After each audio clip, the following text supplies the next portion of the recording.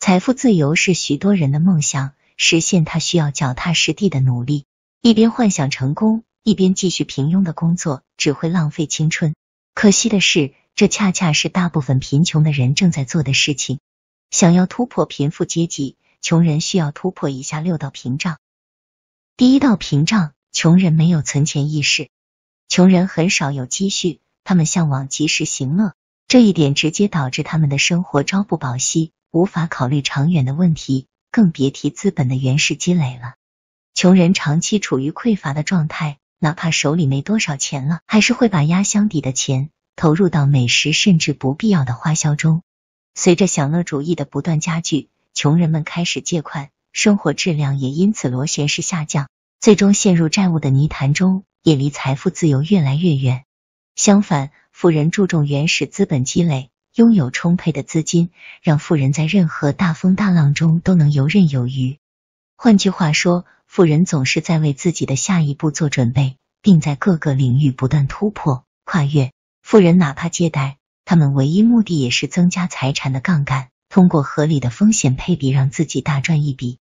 在不断的试错和反馈中，富人懂得了如何把握市场，而不断的成功也为他们带来了更多的资本，让他们能够承受更大的风险。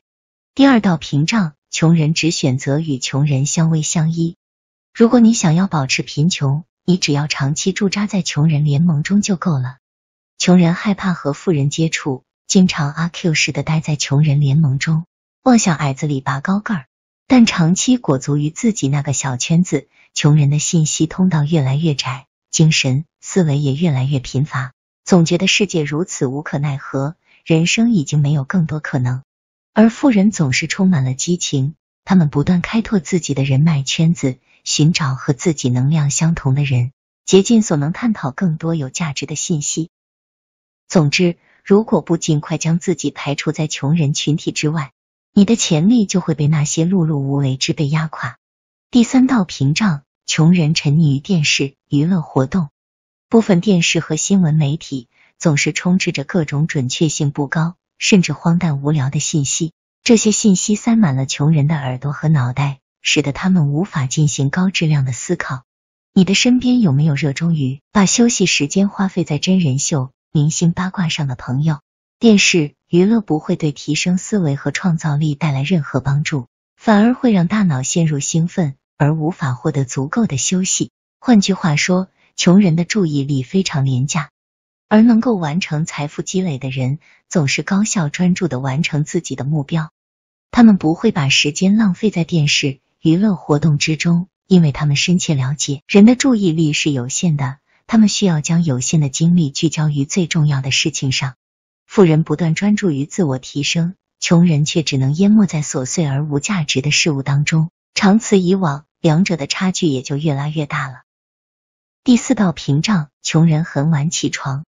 从统计学的规律上看，穷人的起床时间普遍比富人晚。富人能够充分利用早晨精力最旺盛的时段，大大提高工作效能，还会拟定良好的时间规划，高效工作与充分休息两兼顾。也就是说，假如你能够早睡早起，那么你就离成功迈进了一大步。富人更愿意与时间交朋友，付出长久的努力来换取丰厚的回报。穷人则容易贪图片刻的舒适，对自我成长毫不关心，只能长期吃老本，最终只能勉强保持温饱。第五道屏障，穷人经常将自己的不幸归咎于他人。穷人比富人更爱抱怨，在遇到障碍时，穷人喜欢找借口推卸责任，甚至放弃自己原本的计划。穷人会将自己包装成受害者，认为自己受到了巨大的创伤，只会一味的怨对他人。富人认识到自己就是未来的合伙人，如果想要让生活发生改变，就必须行动起来。生活不会是处处完美的，只有勇敢付出实践的人才能够得到回报。如果遇到了困难，富人会将其当作宝贵的经验进行记录、分析，并最终战胜它。第六道屏障，穷人从不贯彻自己的想法或潜力。时间对于每个人来说都是公平的，经历了漫长岁月，有的人享受生活，有的人却要承受辛苦的劳作，陷入贫穷的困境。两者的区别就在于，他们在青春韶华时是否愿意努力为自己的梦想奋斗？是否能够在遇到困难时咬定青山不放松，一如既往的保持信心和热情？